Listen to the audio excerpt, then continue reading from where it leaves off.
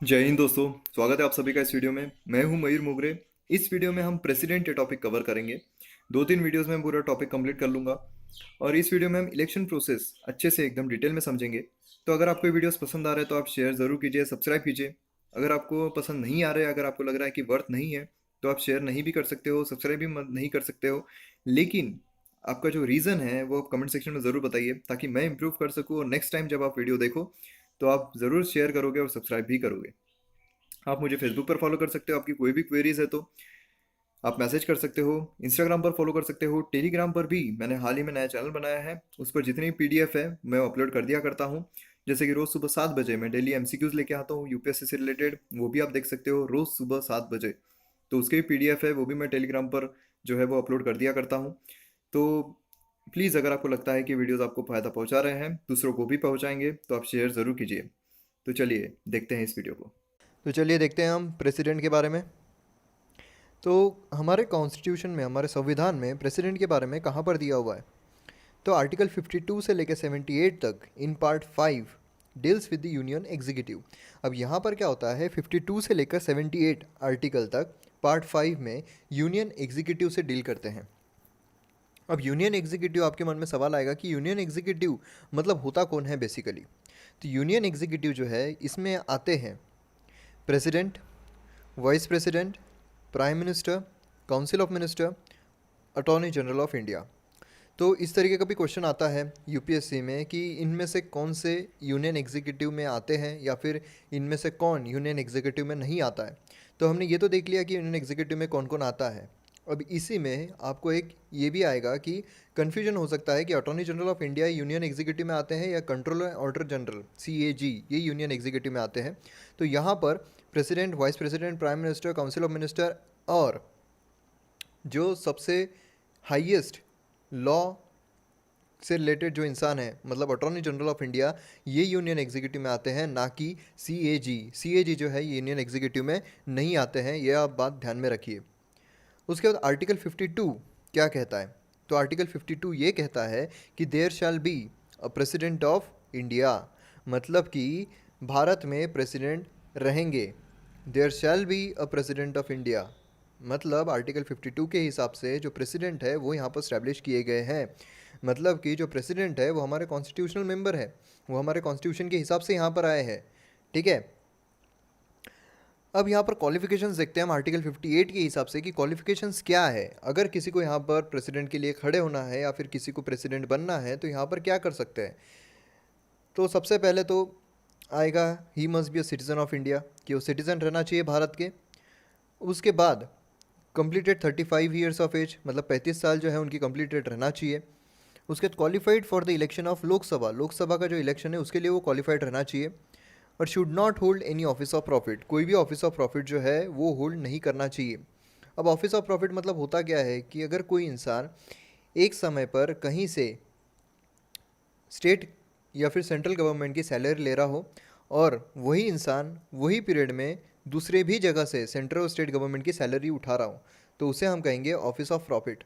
और office of profit जो है, ज़रूरी नहीं है कि अगर इसने यहाँ से सैलरी लिया है और दूसरी जगह, फॉर एग्ज़ाम्पल अगर कोई इंसान ए जगह पर है, ठीक है, ए पोजीशन पर है और उसने वहाँ से सैलरी जो है वो ले रहा है और वो बी पोजीशन पे भी काम कर रहा है, वहाँ से भी वो सैलरी ले सकता है, लेकिन वो ऐसा बोल रहा है कि मुझे सैलरी नहीं लेना है क्योंकि मेरे को ए से मिल रही है।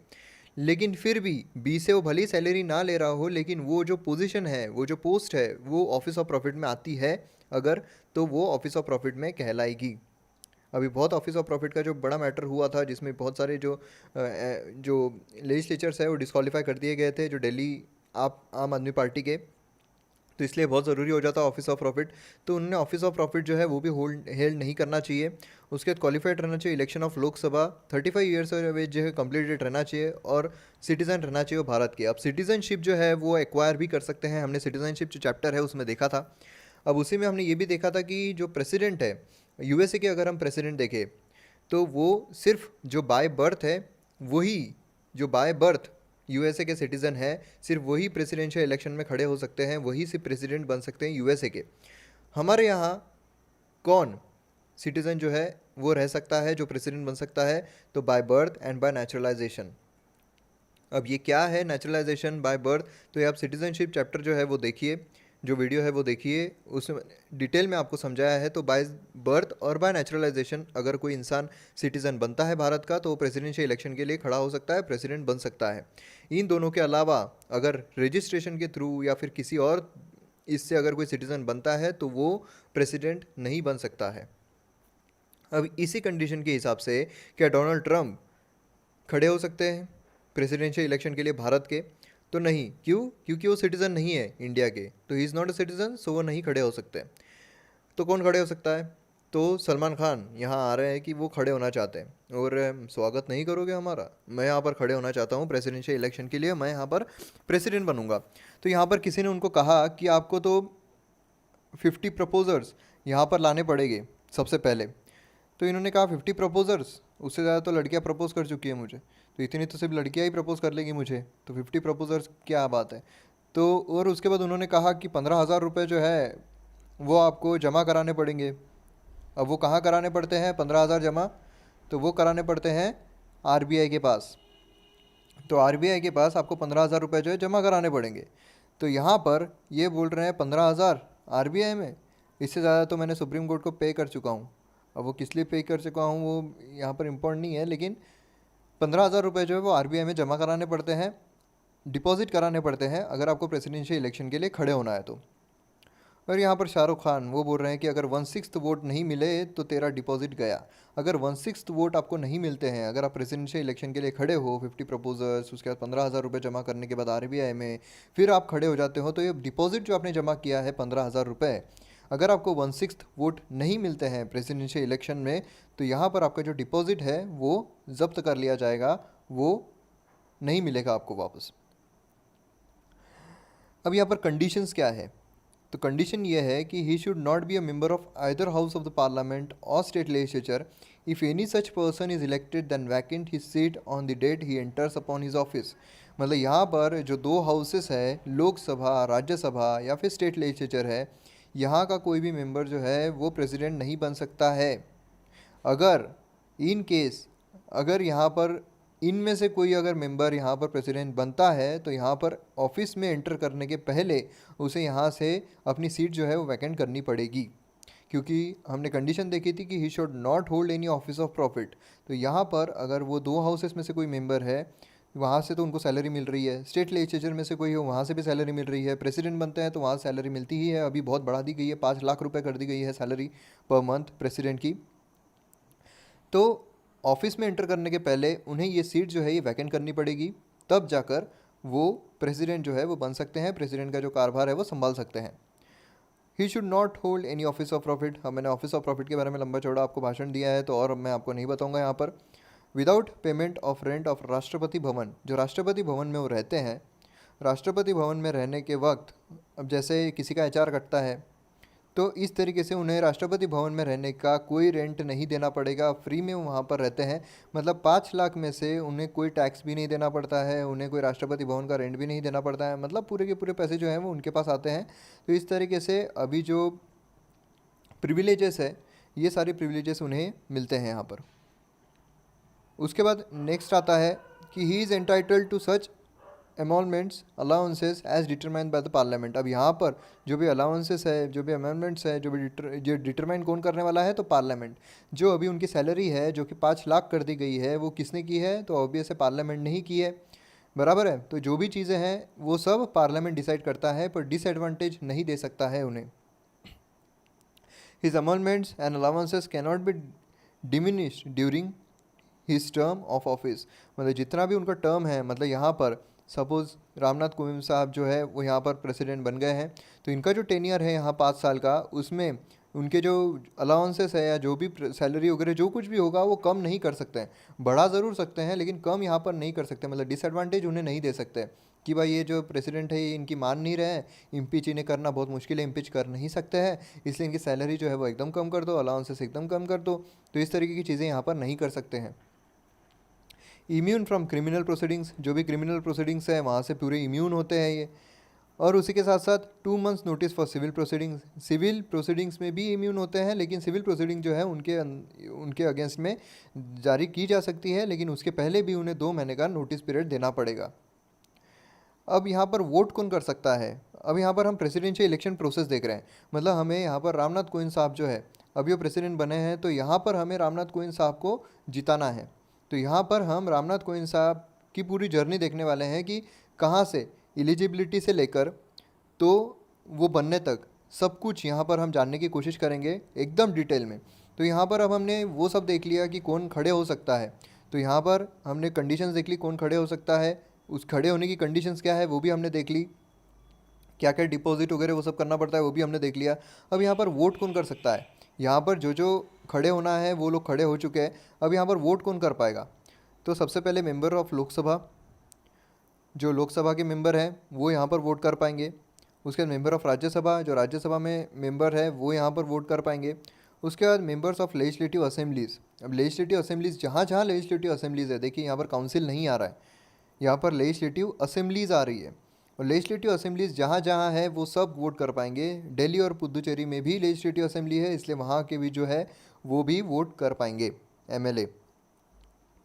अब यहाँ पर ये जो आपने कंडीशंस देख ली कि member of Lok Sabha, member of Rajya Sabha, मतलब जो दोनों हाउसेस है वो वोट कर पाएंगे, और लेजिस्लेटिव असेंबलीज जो है वो वोट कर पाएंगे, काउंसिल नहीं कर पाएंगे। तो यहाँ पर सचिन तेंदुलकर जो है, जो कि एमपी है राज्यसभा के, वो वोट कर पाएंगे क्या? तो नहीं कर पाएंगे। क्यों? क्योंकि नॉमिनेटेड मेंबर जो है वो वोट नहीं कर सकते हैं। ये बात आप ध्यान में रखिए। तो कौन वोट कर सकता है? Member of Lok Sabha, member of Rajya Sabha, member of legislative assemblies of Delhi and Puducherry also, और नॉमिनेटेड मेंबर्स नहीं कर सकते हैं।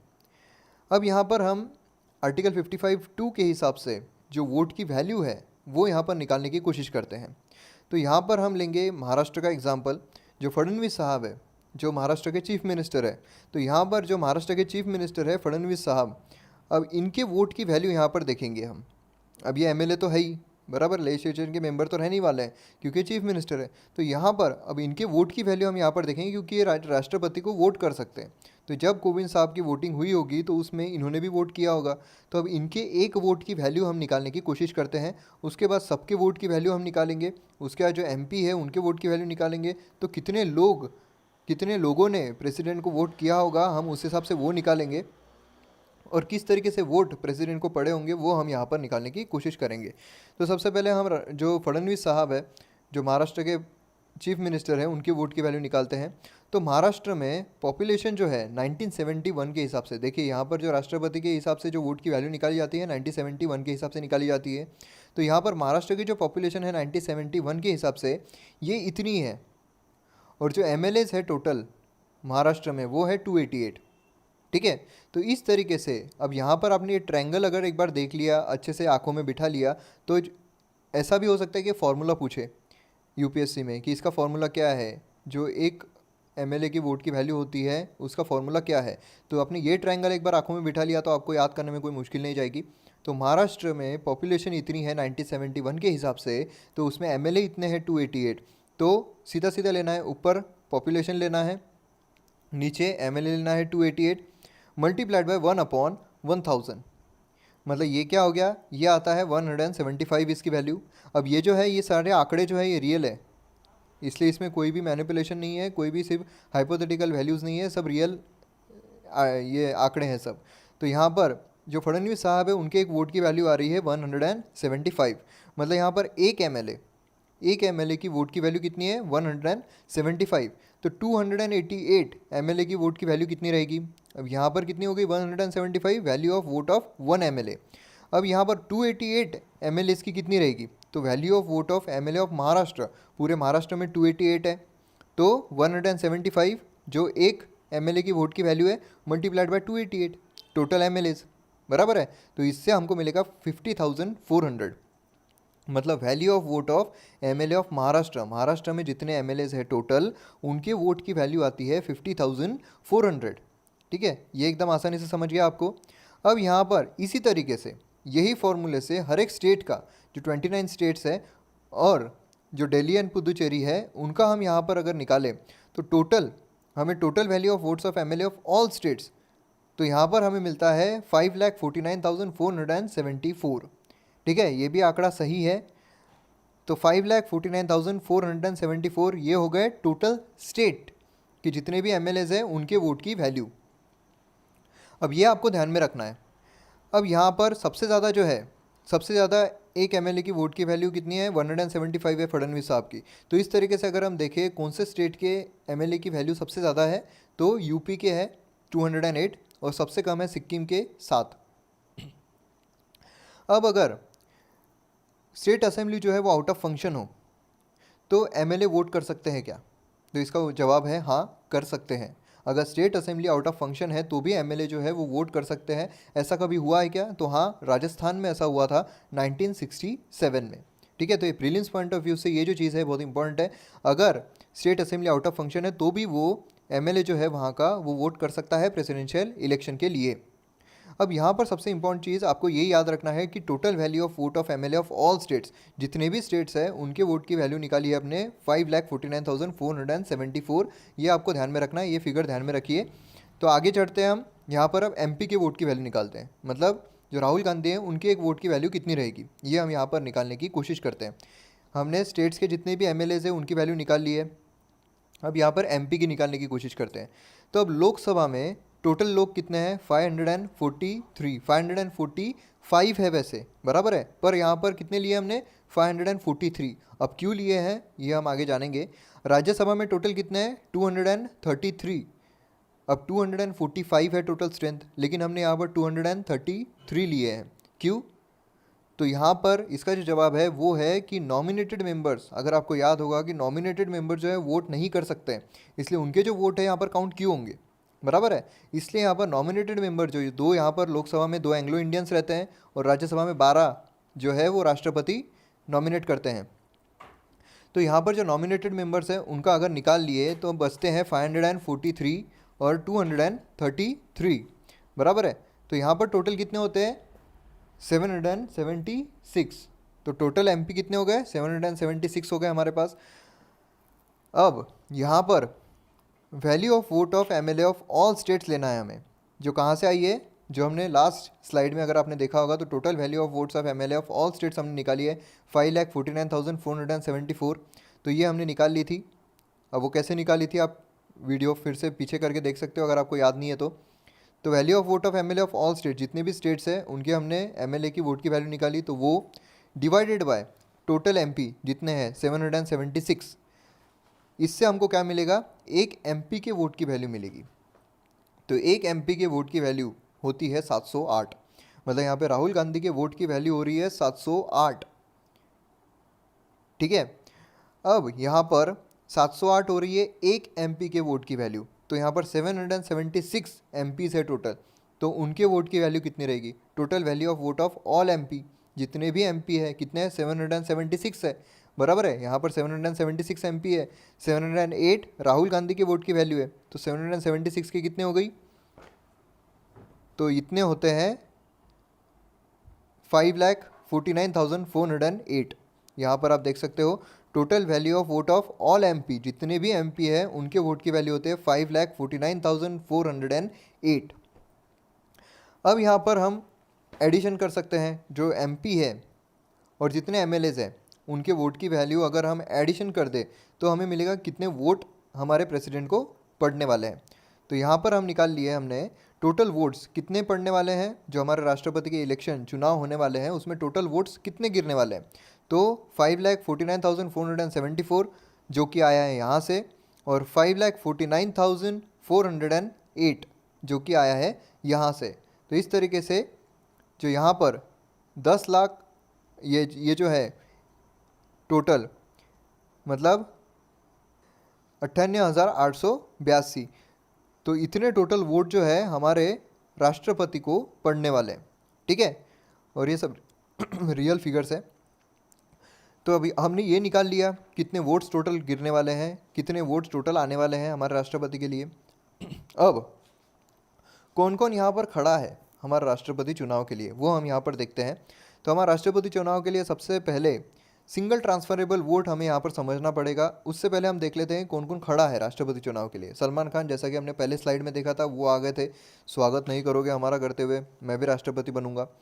दूसरी काजोल यहाँ पर खड़ी हो गई राष्ट्रपति चुनाव के लिए, बाद में माल्या खड़े हो गए यहाँ पर राष्ट्रपति चुनाव के लिए, और कोविंद साहब खड़े हो गए राष्ट्रपति चुनाव के लिए।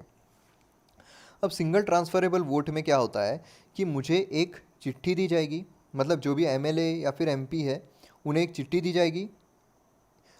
अब सपोज राहुल गांधी आए वोट देने के लिए, तो उनके पास चारों के नाम लिखे हैं, ठीक है, वो चिट्ठी पर चारों के नाम लिखे हुए हैं, उस पर उन्हें प्रेफरेंस देना है 1 2 3 4।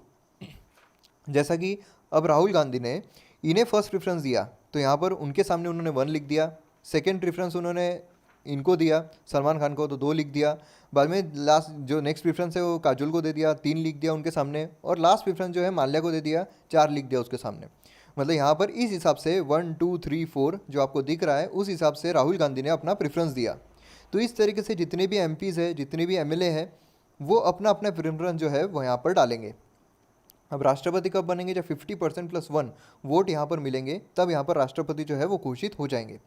ठीक है, अब यहाँ पर क्या होने वाला है, यहाँ पर है 4 लोग, बराबर है, सब ने अपने अपने प्रेफरेंस जो है वो दे दिए। अब यहाँ पर उस हिसाब से जो प्रेफरेंस के हिसाब से जो परसेंटेज है वो यहाँ पर हम कैलकुलेट करेंगे। तो जो प्रेफरेंस दिया था लोगों ने 1 2 3 4, सलमान खान को कितनी बार फर्स्ट प्रेफरेंस मिला होगा, सेकंड मिला होगा, थर्ड मिला होगा, फोर्थ भी मिला होगा, तो उस हिसाब से कैलकुलेट करके यहाँ पर टोटल उन्हें 30% वोट मिले। काजोल को 18% वोट मिले, माल्या को 12% वोट मिले, और जो कोविंद साहब है उन्हें 40% वोट मिले। ठीक है, तो इस तरीके से यहाँ पर वोट जो है उन्हें परसेंटेज वाइज मिले। यहाँ पर हमें देखना है सबसे कम परसेंटेज किसको मिले। तो यहाँ पर माल्या को मिले थे 12%, तो वो सीधा निकल गए रेस से वो हो गए बाहर। लेकिन इसी तरह होंगे क्या एकदम से? तो नहीं, क्योंकि उनके वोट जो है वो भी यहाँ पर काम आने वाले हैं। तो उनके वोट किस तरह काम आएंगे? जो उनके 12% यहाँ पर वोट थे, वो 12% इन तीनों में बायफरगेट हो जाएंगे। अब इन तीनों में बायफरगेट कैसे होंगे? अब यहाँ पर सेकंड प्रेफरेंस देखा जाएगा। हमने फर्स्ट प्रेफरेंस के हिसाब से ये जो टोटल है वो निकाल लिया है, बराबर है। इनको 30%, फर्स्ट प्रेफरेंस के हिसाब से इन्हें 30% वोट मिले, फर्स्ट प्रेफरेंस के हिसाब से इन्हें 18% मिले, फर्स्ट प्रेफरेंस के हिसाब से इन्हें 40% मिले, और फर्स्ट प्रेफरेंस के हिसाब से इनको 12% मिले। अब सेकंड प्रेफरेंस देखा जाएगा कि सेकंड प्रेफरेंस के हिसाब से कितने कितने किसको वोट मिले, सेकंड प्रेफरेंस कितनी बार मिला है कोविंद साहब को, काजोल को और सलमान खान को। इस हिसाब से सेकंड प्रेफरेंस जितने बार मिला हो उस परसेंट के हिसाब से ये जो 12% है ये बायफरगेट हो जाएंगे। अब कैसे? तो सेकंड प्रेफरेंस के हिसाब से सलमान खान को मिले 6 वोट, जो 12 में से है, इनको मिले 2, और कोविंद साहब को मिले 4 सेकंड प्रेफरेंस के हिसाब से। तो इस हिसाब से सलमान खान के कितने हो रहे हैं? 36, 18 + 2 मतलब हो गए 20, और कोविंद साहब के हो गए 44। ठीक है, अब माल्या का काम हो गया ख़त्म। अब बोलेंगे भाई तू जा तू लंदन में जाके बैठ जा। अब यहाँ पर इन तीनों में से अब फिर से सबसे कम वोट किसको मिले? तो काजोल को मिले, बराबर है। अब काजोल को सबसे कम मिले तो मतलब वो भी रेस से बाहर हो गई। अब वो भी रेस से बाहर हो गई तो उसके भी जो वोट है वो भी ऐसे ही नहीं जाने वाले, वो भी बायफरगेट होने वाले हैं। वो कैसे होंगे? थर्ड प्रेफरेंस के हिसाब से देखेंगे, थर्ड प्रेफरेंस में सबसे ज़्यादा किसको मिले हैं, उस हिसाब से वोट जो है वो बायफरगेट हो जाएंगे। तो उस हिसाब से यहाँ पर जो सलमान खान है उनको मिल रहे हैं 13 वोट, और जो कोविंद साहब है उनको मिल रहे हैं 7। तो इस तरीके से सलमान खान को कितने हो गए? 49, और यहाँ पर 51% मिले कोविंद साहब को। मतलब अगर हम इस तरीके से यहाँ पर देखें तो हमें क्या चाहिए था? 50% से ज़्यादा +1 हमको परसेंटेज चाहिए थे, मतलब उस हिसाब से वो राष्ट्रपति बन गए, बराबर है। अब यहाँ पर सिंगल ट्रांसफरेबल वोट में 50% से ज़्यादा ही चाहिए होते हैं। अगर हम first pass the post vote देखें, जो कि हम एमपीज़ को वगैरह देते हैं, तो उसमें 50% ज़्यादा नहीं चाहिए होते हैं। उसमें जिसको सबसे ज़्यादा वोट मिले वो जीत जाता है। लेकिन सिंगल ट्रांसफरेबल वोट में 50% से ज़्यादा जाना ज़रूरी है, इसलिए सब काम झाम जो है हमें करना पड़ा था। तो इसलिए यहाँ पर हमने 50% से ज़्यादा किसी को तो भी यहाँ पर मिल रहे हैं, वो मिल रहे हैं कोविंद साहब को 51%। इसलिए यहाँ पर सलमान खान जो है उनका सपना अधूरा रह गया, सलमान खान राष्ट्रपति नहीं बन पाए, और कोविंद साहब जो है वो यहाँ पर राष्ट्रपति जो है वो बन गए। अब यहाँ पर राष्ट्रपति तो बन चुके हैं, अब इन्हें यहाँ पर ओथ भी लेना पड़ेगा। अब ओथ में ये क्या लेंगे? To faithfully execute the office, execute करेंगे अच्छे से ऑफिस को। To preserve, protect and defend the constitution and the laws, जो भी अपना कॉन्स्टिट्यूशन है उसे प्रोटेक्ट करेंगे, प्रिजर्व करेंगे, डिफेंड करेंगे। To devote himself to the service and well being of the people of India, मतलब जो लोग हैं उनके लिए अच्छे से यहाँ पर काम करेंगे। अब ये जो इनकी ओथ है ये किसके सामने लेंगे? हर इंसान जो है, जो सेंटर में होता है, वो राष्ट्रपति के सामने ओथ लेता है। अब राष्ट्रपति भी सेंटर में मतलब खुद के सामने ओथ लेंगे क्या, तो ऐसा नहीं है, वो लेंगे चीफ जस्टिस ऑफ इंडिया के सामने। ओथ जो है वो चीफ जस्टिस ऑफ इंडिया के सामने राष्ट्रपति ओथ लेंगे। अगर वो अब्सेंट है तो सीनियर मोस्ट जज जो होगा सुप्रीम कोर्ट का, उनके सामने लेंगे। जो भी person as a president act करेगा, वाइस प्रेसिडेंट भी अगर प्रेसिडेंट की तरह एक्ट कर रहे हैं, चीफ जस्टिस ऑफ इंडिया भी अगर प्रेसिडेंट के तौर पर एक्ट कर रहे हैं, तो उन्हें भी सिमिलर ओथ जो है वो लेनी पड़ेगी। ठीक है। अब हमने राष्ट्रपति को ऑफिस में तो बिठा दिया है, ओथ लेकर वो ऑफिस में बैठ चुके हैं। अब बाकी जितनी भी चीज़ें हैं, उनका टेन्योर क्या है, वो किस तरीके से रिमूव हो सकते हैं, इम्पीच किस तरीके से हो सकते हैं, बाकी उनकी जो पावर्स क्या है, वो सारी चीज़ें जो है वो हम देखेंगे नेक्स्ट वीडियो में। तो मैं उम्मीद करता हूँ आपको ये जो इलेक्शन प्रोसेस था प्रेसिडेंट का, ये अच्छी तरीके से समझ में आ गया होगा। अगर कोई भी डाउट है तो आप कमेंट सेक्शन में पूछ सकते हो। नेक्स्ट वीडियो जब मैं लेकर आऊँगा तो वो जो जितने भी आपके डाउट्स रहेंगे वो उस वीडियो में मैं क्लियर कर लूँगा। तो आप प्लीज़ पूछ लीजिए आपको जो भी डाउट आएगा इसमें इलेक्शन प्रोसेस में। तो आप शेयर भी ज़रूर कीजिए अगर आपको पसंद आता है, तो बड़ी मेहनत लगती है बनाने में। लाइक कीजिए, कमेंट कीजिए। मिलते हैं अगली वीडियो में। जय हिंद।